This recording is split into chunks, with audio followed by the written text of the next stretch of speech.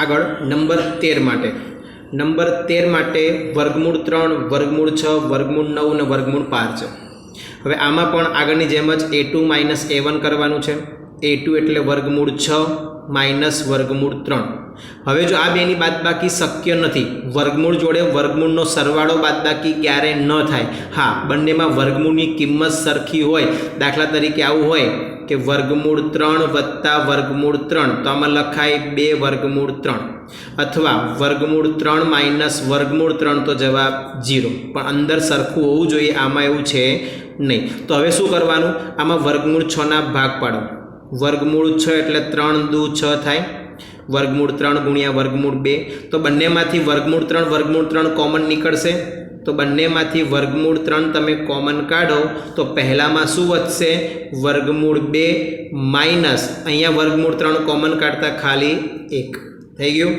એના પછી a3 minus a2, a3 એટલે વર્ગમૂળમાં 9 માઇનસ વર્ગમૂળમાં 6, આમાં પણ મોઢે ગણતરી કરીએ. 3 તરી 9 એટલે વર્ગમૂળ 3 ગુણ્યા વર્ગમૂળ 3, અને વર્ગમૂળ 6 એટલે વર્ગમૂળ 3 ગુણ્યા વર્ગમૂળ 2 થઈ ગયું. હવે બંનેમાં સરખું શું દેખાય છે, વર્ગમૂળ 3. તો બંનેમાંથી વર્ગમૂળ 3 કોમન કાઢો. પહેલામાં વર્ગમૂળ 3 વધશે, બીજામાં વર્ગમૂળ 2 વધશે. ત્યાં લખીશું વર્ગમૂળ 3 માઇનસ વર્ગમૂળમાં 2. બંનેના જવાબ સરખા નથી, માટે સમાંતર શ્રેણી નથી. આગળ નંબર 14 અને 15માં સેમ મેથડ છે. 14મો ગણાવું છું, જુઓ. 1નો વર્ગ, 3નો વર્ગ, 5નો વર્ગ, 7નો વર્ગ. તો આમાં પહેલાં વર્ગ પ્રમાણે એનું સાદુરૂપ આપી દેવાનું.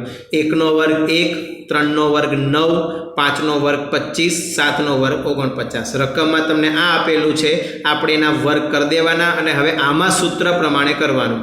a2 માઇનસ a1, a2 એટલે 9 માઇનસ a1 એટલે 1, 9માંથી 1 બાદ કરો તો કેટલા થાય, 8. a3 માઇનસ a2, a3 એટલે 25માંથી 9 બાદ કરો તો કેટલા થશે, 16. બંનેના જવાબ સરખા નથી, માટે સમાંતર શ્રેણી નથી. 15મો દાખલો મેં હોમવર્કમાં આપ્યો છે, સેમ આ જ મેથડનો. પણ ધ્યાન રાખજો, આમાં ખાલી પહેલા 3માં જ વર્ગ છે, આમાં વર્ગ નથી. 1નો વર્ગ 1, 5નો વર્ગ 25, 7નો વર્ગ 49, 73ના 73. આગળ ક્યાંય વર્ગ આવતા નથી. અહીંયા સ્વાધ્યાય 5.1 આપણું પૂરું થાય છે.